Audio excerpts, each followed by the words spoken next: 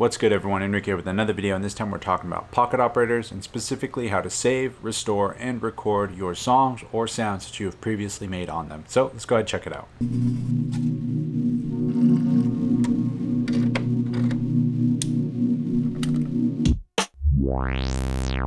Alright, for those of you pressed for time, here's the skinny. If you're going to be recording your pocket operator into a DAW, you're most likely going to be using an audio interface, whether it's like a 2i2, Steinberg, the UR22, or maybe even an H4n Pro, like an audio, what are they called? Field recorder. That's the name. Jesus. Basically, when you're doing that, you cannot use an 1/8 to a 1/4 cable, right? These two, out of the pocket operator into the audio interface like this, most likely won't work the best. Basically because most inputs on an audio interface are monophonic. And if you're going to do stereo, you need to use 2 inputs. But if you're going to be recording your pocket operator into those using an 1/8 to mono cable, see that there's only one ring, rather than the typical little 2-ring boy that we got here. Stereo, mono. This will work, but your recording will be in monophonic, just one dead center, no left, right panning, nothing. But if you were to use an 1/8 to dual quarter mono, so this is stereo on this end on the 1/8 or the 3.5 millimeter, right? There's 2 rings here to the dual mono. This is all just one cable. Dual mono into input 1, 2, or I guess 1 and 2, right? Left, right. And this out of the back of the pocket operator, that will work the best. And this will give you a stereo recording. So sure, you'll be using 2 inputs on your audio interface to get a stereo recording, but that part is extremely important for the next bit. Backups. They need to be, what's that, Frida? They need to be stereo. They cannot be monophonic. They won't work correctly when playing them back into your pocket operator. So with all that being said, you could probably guess how the restored files need to be played back into your pocket operator. You're right, stereo. But this is where it gets a little funky. Remember that first cable we mentioned in the recording that doesn't work? Out of the pocket operator into the audio interface like this, most likely won't work the best. You can use that cable to restore your pocket operator. All you'd have to do is plug this into the headphone output of your audio interface and this into the input of your pocket operator, and it'll work. But again, probably your best bet if you already have the cable is running the left and right output of your audio interface into the line input of your pocket operator using the dual quarter mono to the 1/8" stereo cable. So that's pretty much it when it comes to saving, recording, and restoring the sounds of your pocket operator. And for those of you guys who want to see how I came to these conclusions, let's head to the desk and check it out.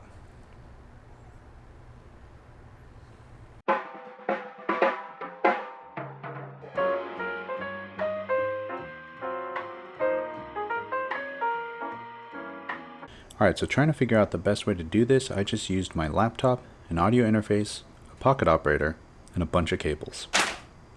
So I'm not going to cover some of the basics of how to get your audio interface working with Ableton or anything like that. There are plenty of videos of that online. Just do a quick search, I'm sure you'll come up with one. And another thing to note is that I'm recording these sounds into an audio interface, but a lot of these same principles work if you're using something like an H4n or a H1n or any kind of like field recorder that has a line input. All right, step 1, recording your song. Let's say I got this little song right here, simple 4-bar loop. Cool, made this, I don't know, at the park or whatever. Change up and back. So let's record this into our DAW. Again, like we mentioned earlier, your best bet's gonna be this 1/8 stereo to a dual quarter mono. What we're going to do with this is basically take the 1/8 stereo, plug that into our pocket operator, and then take the other end of this and run it into both channel input 1 and channel input 2 of the 2i2. The settings on the front, basically I got them both at 12 o'clock, straight up, and set to line. You don't want it to do instrument. Instrument will work, but it might not sound the best. So now that we got this plugged in, let's focus on the screen. And basically, I'm going to get rid of these 2 MIDI tracks here, and I'm going to go to audio track 1, external input, which is the 2i2, and say channel 1 and 2. And then I'm going to record arm it and press play on the pocket operator. And bam, you can see it coming in right there. But you could barely, if anything, not see it at all coming in on the 2i2. So let's change the volume on the pocket operator. I'm going to hold down BPM and select 12, probably my favorite volume. Don't ask me why, I just like it. Now you can see we're a little closer to the 0 bar right here. And with that, you can also see that we got some green LED indication showing us that we got signal coming in. Cool, so now that we got audio coming into our audio interface and into the DAW, the next step is pretty simple. In Ableton, I like to flip over to this arrangement view, and in here I'll hit this play button so we can focus on this track in the arrangement view, not the session view. I'm going to double hit stop, or double tap stop I guess, and hit record. Make sure that our record is enabled, and you'll see that it starts recording, and as soon as I press play on the Pocket Operator, you can see that our signal is now coming in. So you would let this happen and play out for the full duration of your song, right?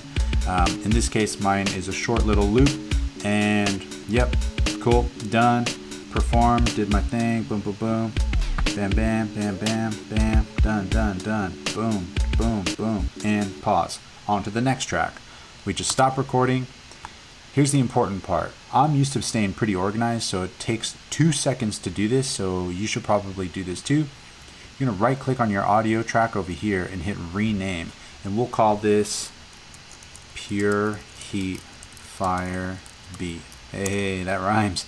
And that's pretty much it when it comes to recording the sounds out of your Pocket Operator. You can go in and like record as you record, or just hit play and let the whole thing play out if you've already gone and drawn out your patterns. The cool thing here is you can warp stuff in Ableton and then re-edit some of your playing, or maybe lengthen your track or shorten it or take some parts out. But again, remember to stay organized. And another quick tip on staying organized is to save your Ableton session where you're doing this with your Pocket Operators as a whole, so you can go and have everything backed up, color coordinated, and in the same place, all next to each other, easy to go and play back, bounce out, and do whatever you want with them.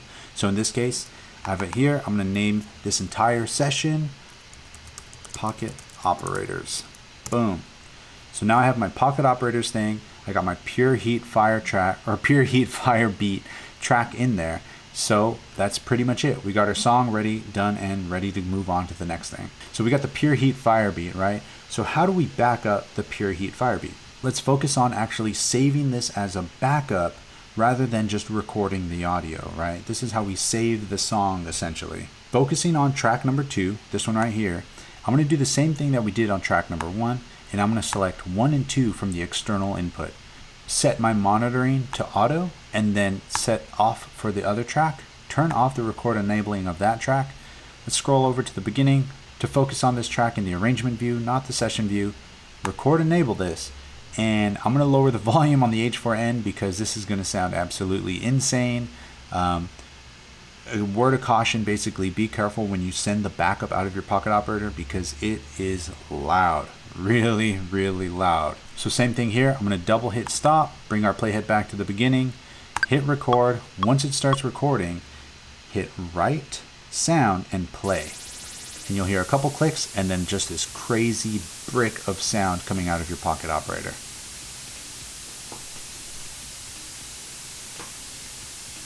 So this definitely takes a little bit of time. Don't rush it. Make sure your volumes are set correctly and you're not clipping. That's the most important part. If I flip over to the other view, you can see here we're sitting right above 12 decibels. Anywhere between 12 and 0 to me so far has been a pretty sweet spot. If you're hitting 0 or getting pretty close to it, I'd be cautious and pull it back just a little. Another thing you can notice too is in the top right hand corner of the Pocket Operator, it's going to be counting. Basically, it's going to count to 100 to make sure that you've done a full backup. Alright, we are at 41. This is going to be a while. And now we're at 73. Okay. And remember, I can't stress this enough, these backups need to be in stereo. They cannot be in mono. That's why I'm running a stereo 1/8 inch cable into the left and right input of the audio interface.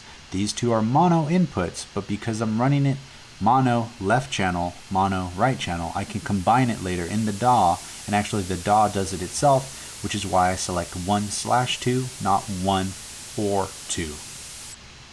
Bam, you can see it there. It says end. I'm not sure if it's still there. Hopefully it stayed. And all I have to do now is basically hit spacebar. So now I can go and rename this Pure Heat Fire Beat _ backup. So this is going to be the raw data that's sent out of the Pocket Operator, which includes your patterns and your sounds and all the goodies inside of it that allow you to go back and rearrange your song later on, versus just having to record the audio out and never being able to edit again outside of Ableton. So if I zoom out, you'll see that this is pretty long. It's about, let's say, like about 3.5 minutes. So it's a long, it's not, I mean, 3.5 minutes, it's a long time. That's not a long time at all. It's just longer than most people would expect. So that's basically what it is when it comes to backing up and saving the songs that you've made on your Pocket Operator. And again, a lot of this stuff works for stuff like the H4n or the H1n Pro, or actually I don't think that's a product, the H1n or the H4n Pro or the regular H4n, any audio recorder.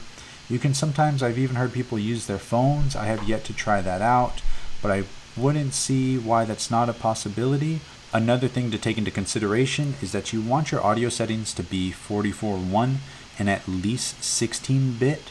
Sometimes 24-bit can be just as fine, but anything lower than that, you might run into some issues. Cool, so last but not least, the most important part, which is getting your song back onto your Pocket Operator. Remember how I mentioned there's a couple ways of doing this? The easiest way is just to take an auxiliary cable out of the headphone output and run it straight into the audio input of the Pocket Operator and set it to the receive mode. So let's go ahead and try that now. I'm going to go ahead and unplug this so we don't get some crazy feedback or some weird stuff that might happen. Unplug this guy. We can get rid of this cable now. And right now my headphone output's going into my H4n Pro just so you guys can hear what's going on. But I'm going to go ahead and unplug this now, and I'm going to grab a stereo aux cable. Alright, so I just grabbed this cable from my headphones. Basically, I'm running the 1/4-inch side into the headphone output. The reason this is doable and it wasn't doable on the record side of things, and it would be kind of funky, is because the headphone jack is actually set up to be a stereo jack, where these two jacks are just mono. So after I got the 1/4 plugged into the headphone output, I'm going to take the 1/8 inch, right, this little guy, and run it into the input of the Pocket Operator. So here's where it gets kind of important. In Ableton, I like to mute everything in this session. Reason being is because I can then just hit solo on what I actually want to play. In this case, this backup session. Double tap stop to go to the beginning. I'm going to hit S to solo it. Now what I'm going to do so you guys can hear it is basically plug the output of the Pocket Operator back into the H4n Pro. Boom. Let me make sure we got some signal going. Yep, that'll do. And I'm going to set my volume to 12. You totally don't need to set your volume to 12. You can leave it as low as you can. Another thing to note is if you don't have anything plugged into the output jack of your Pocket Operator, you'll hear the data file being sent to the Pocket Operator and it'll come blasting out of the internal speaker. So don't be scared, because I may or may not have gotten scared at that part. So next up, I want to make sure it's not playing. I'm going to hit write, sound, and then record, and you'll see that it says RCU for receive. I'm going to press play in Ableton, and once it starts going, you'll see that this starts counting. Bam, you can see it right there. Right? Can you see that? Starts counting up here in the right hand corner. And this is basically saying, cool, we are receiving our data. If you don't see the receive sign change or this little bar across the bottom start moving, something might not be loud enough, or you may not have recorded it in to begin with. Again, the most important things to stress here is that you recorded your backup stereo, not mono, and that you're also sending your backup to your Pocket Operator in stereo, not mono. Also, another kind of scary thing to remember is that once you start receiving your backup, everything gets erased on your Pocket Operator song. That's why I'm stressing a lot of these things, like it needs to be in stereo and whatnot, because all your stuff could potentially be gone. That's another reason why I also did it in the record, backup, and then restore cycle, because just in case, I still at least have the song recorded to begin with. Boom, there it is, end. You see that? END. So now it's the moment of truth. Let's go ahead and select that pattern, 1, 2, 3, and play this one. Press play. There it is, nailed it. So now we have basically our recorded song from Ableton in track 1, and then our backup to that song in track 2. You can easily go here, select both of these, and then give them another color, like the Pocket Operator color. What is it? The knockout? I forget what color knockout is. Is it gold? Anyway, let's just say it's yellow. And we can even recolor the clips too and color these all yellow. So now I know that all my knockout clips are going to be yellow, all my tonic clips are going to be blue, all my speak clips are going to be pink. Whatever it may be, this is a quick and simple way to kind of keep organized with your songs on the Pocket Operator and really fledge these things out from being toys to just a really powerful instrument inside your pocket. So that's pretty much it when it comes to this stuff, guys. I really hope you guys enjoyed this video. If you did, I'd really appreciate the thumbs up. If you didn't, give me a thumbs down, 2 if you can, and let me know down in the comments how I can make these videos better for you to enjoy. If you like seeing stuff like this and want to see more content like it, feel free to subscribe. I'd greatly appreciate it. You guys can always follow me on my Instagram, where I post a lot of other videos like this in my other studio with a bunch of other gear, and there may be a piece of gear in there that you want to see a video on, so hit me up on my Instagram and let me know about it. But without further ado, you guys know the drill, and that's to share the love, share the knowledge. Knowledge is power. Peace.